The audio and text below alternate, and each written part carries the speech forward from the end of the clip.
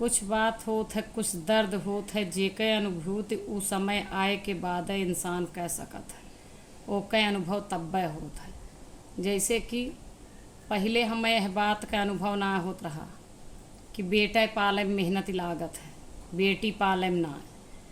ये अनुभव हमें तब भा जब हमार ब्याह भा।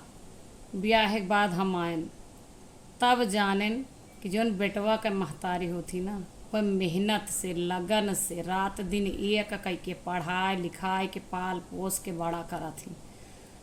और बिटिया के महतारी का तो भगवान वो हुनर देते हैं कि ऐसे उठाएं जादू के छड़ी अमर बेल की तरफ, ऐसे एक मंत्र देते हैं, तंत्र मंत्र विद्या कि ऐसे जैसे पैदा होता है ऐसे पेटवा में आवे ऐसे घुमा देती, बस सीधे बड़ी हो जाता है। केवल बेटवा पाले में मेहनत लागत, बिटिया में ना।